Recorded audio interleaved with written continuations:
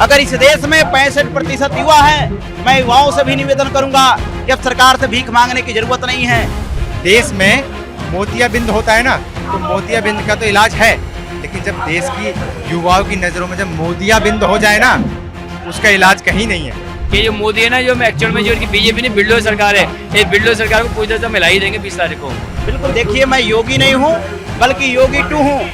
मैं गरीबों का योगी हूँ, मैं छात्रों का योगी हूँ। हमको इस्तीफा चाहिए। जितने भी नेता बने सबने संघर्ष किए, और संघर्ष उन्होंने तब किया जब उन्हें जो है न्याय नहीं मिला। यहाँ दर्शाता है कि सरकार बहरी हो चुकी है, सरकार गूंगी हो चुकी है, तभी जाकर के यहाँ पर अभी नहीं भेजी। उठी है ललकार, तो यहाँ से धर्मेंद्र प्रधान का इस्तीफा लेकर ही जाए। दोनों ही पक्ष आए हैं तैयारियों के साथ, ये गर्दनों के साथ है, वो आड़ियों के साथ। हालात फिलहाल कुछ इस तरह से ही बने हुए। पेपर लीक मामले को लेकर जो सोनम वांगचुक है वो लगातार भूख हड़ताल पर है, और उनके समर्थन में हजारों छात्र छात्राएं यहाँ पर मौजूद हैं, उनका समर्थन कर रहे हैं। और लगातार इसी बात को लेकर मांग उठ रही है कि जो पेपर लीक है वो नहीं चलेगा।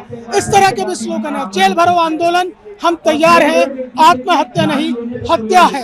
क्या नाम है आपका? नाम तेजवीर है, भरतपुर राजस्थान से मैं बिलोंग करता हूँ मैं। और अब फिलहाल में पूरे देशवासियों से निवेदन है, मुद्दे हजार हैं और देश भर में आंदोलन चल रहे हैं हजार, पर समस्या का समाधान एक है शिक्षा। अगर शिक्षा जिस देश में खराब होगी उसमें हजार नहीं लाख समस्या पैदा हो जाएंगी। देखिए, आज हमको हो गए 28 दिन, और सर को और जो बच्चे होने वाले जो होने वाले साइंटिस्ट हैं, है ना, उनको आज 20वां दिन है। 20वां दिन का मतलब है अंदर के ऑर्गन धीरे धीरे खराब होना। तो अब देशवासियों से निवेदन है, 20 तारीख को ऐसा जनसैलाब दिखाओ कि जो लोग कहते हैं ना हमें क्या मात्र खाने के टाइम में भीड़ होती है, ऐसा जो मैं काफी सुनने में आ रहा है इस समय। हाँ, कहने वाले तो ये भी कह रहे हैं कि पूरे दिन भूखे रहते हैं, रोजा रख रहे हैं।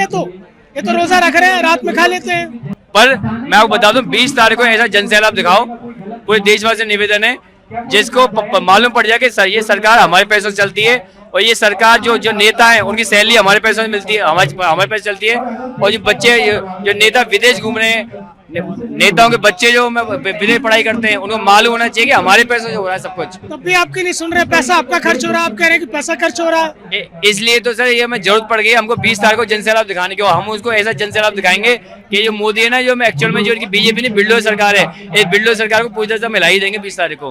अच्छा, तो वो तो ये भी कह रहे हैं कि ये तो उनकी राजनीतिक महत्वाकांक्षा है, वांगचुक जो है वो चुनाव लड़ने की तैयारी कर रहे हैं। सर एक बात बताइए, वो 56 इंच का सीना रखते हैं, अपने मन की बात करते हैं, कभी हमारे मन की बात ही सुन लो ना। अब भाई हमें ऐसी कठोर सरकार नहीं चाहिए। कोई एक बार भी, चलो आपने वांगचुक सरकार नाम ले लिया, ये बच्चे के क्या है भाई, ये बच्चे को फिलहाल में आतंकवादी बोलते हैं। क्या आतंकवादी दिखते हैं आपको? मैं आपसे सवाल रखता हूँ, क्या ये बच्चे आतंकवादी दिखते हैं? बिल्कुल आतंकवादी नहीं है, अपने हक की लड़ाई लड़ रहे हैं। तो फिर मैं बता दूं सर, तो ये आपका फर्ज बनता है कि आप मुद्दा उठाइए कि संविधान की धाराओं के अंतर्गत अगर वो संवैधानिक पद पर बैठ के इस तरह की भाषा का इस्तेमाल करता है, तो ना सिर्फ रिजाइन, वो सजा का पात्र भी होता है। भाई संवैधानिक पद पर बैठ के किसी को आतंकवादी बोलना, वो संवैधानिक धाराओं का वो उल्लंघन है, और उस पर सजा भी होती है, ठीक है। और आत्महत्या उकसाने की सजा होती है, हम उसकी भी मांग रखते हैं। ठीक है, इसी तरह से लगातार धरना प्रदर्शन यहाँ पर चल रहा है, और ये जो इस वक्त शख्स मेरे साथ मौजूद है, इन शख्स को ये कहा जाता है कि ये योगी 2 है। ऐसा ही है क्या? अब तो लगते भी नहीं हो योगी जैसे। बिल्कुल, मैं आपको अवगत कराना चाहता हूँ कि मैं पुरुषोत्तम श्री रामचंद्र के बाल सखा महाराज युवराज निषाद का वंशज अवधेश कुमार साहनी उर्फ योगी जी 2 के नाम से आप लोग सोशल मीडिया पर देखते हैं। मैं ग्राम सभा चुरिया क्षेत्र लार देवरिया उत्तर प्रदेश से चल करके और इस दिल्ली के जंतर मंतर की क्रांतिकारी धरती पर आया हूँ। आज जिस तरीके से हमारे इस देश के महान वैज्ञानिक सोनम वांगचुक जी जो हमारे इस देश के युवाओं की लड़ाई लड़ने के लिए आए हैं, बिना किसी जाति धर्म मत मजहब के, बल्कि इस राष्ट्र के लिए, इस देश के युवाओं के लिए, और मैं भी एक युवा हूँ, और एक युवा होने के नाते मैं भी इस जो उनका हंगर स्ट्राइक है, जो भूख हड़ताल है, उसमें शामिल होने आया हूँ। कर लेते सीएम साहब से आप बात कर लेते। बिल्कुल, देखिए मैं योगी नहीं हूँ बल्कि योगी 2 हूँ। मैं गरीबों का योगी हूँ, मैं छात्रों का योगी हूँ। वो क्या अमीरों के योगी हैं? आप कह रहे हैं आप गरीबों के योगी हैं, वो क्या अमीरों के योगी हैं? बिल्कुल, आप अगर गरीबों के योगी होते, छात्रों के योगी होते, तो निश्चित रूप से इनका भूख हड़ताल तोड़वाने के लिए वो मोदी जी को लेकर के स्वयं आते और इस धरना, इस भूख हड़ताल को तोड़वा करके और इन युवाओं के साथ न्याय करते। मतलब ये बताइए कि जिस तरह से पेपर लीक को लेकर ये पूरा आंदोलन चल रहा है, उसमें आप यहाँ शामिल होने के लिए आए हैं। कहने वाले ये कह रहे हैं कि सोनम वांगचुक जो है चुनाव लड़ने की तैयारी कर रहे हैं, उनकी राजनीतिक महत्वाकांक्षा है।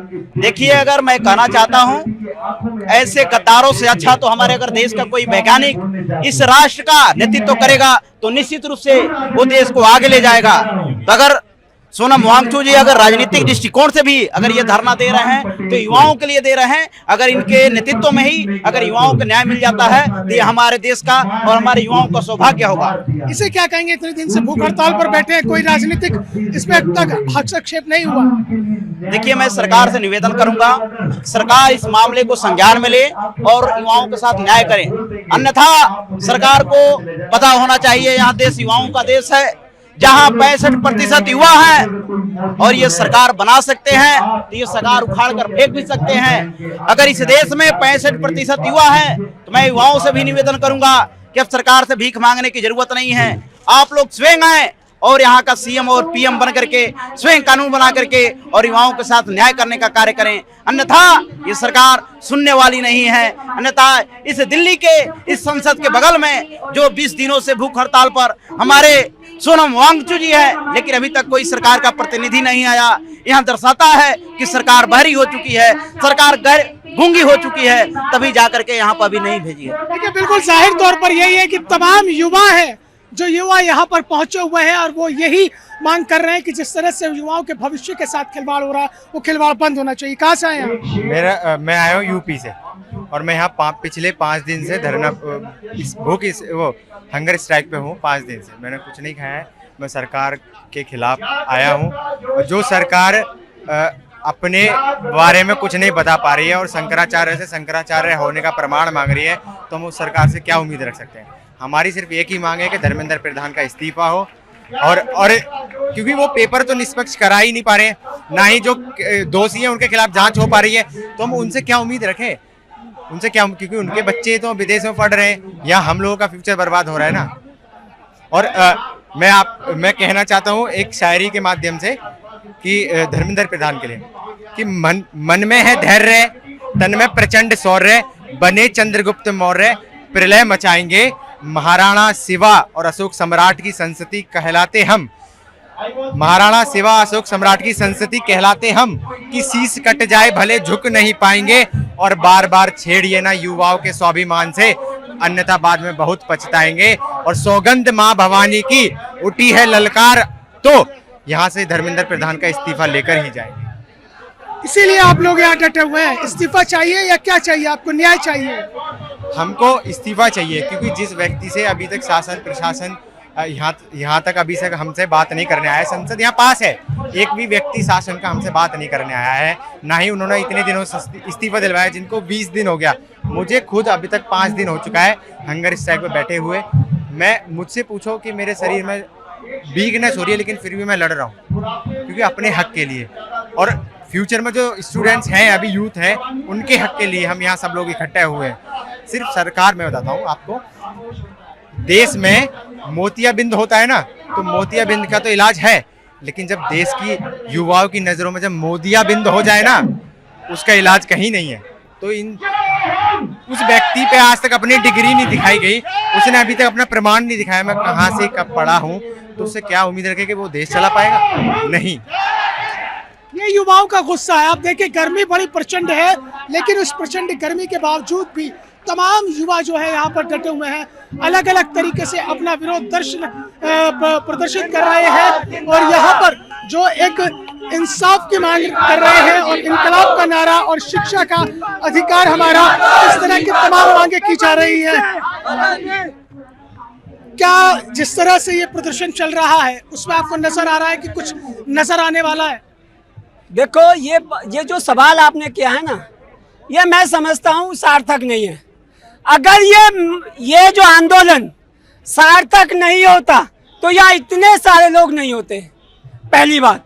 और पिछले 20 दिन से जैसे हमारे देश के वैज्ञानिक सोनम वांगचुक जी जो हंगर स्ट्राइक पे हैं, और उसके साथ साथ भाई दीपके जी और तमाम हमारे साथी जो हंगर स्ट्राइक पे हैं, आवाज लगा रहे हैं, इस देश की जो सरकार है वो मैं समझता हूँ मुर्दा है।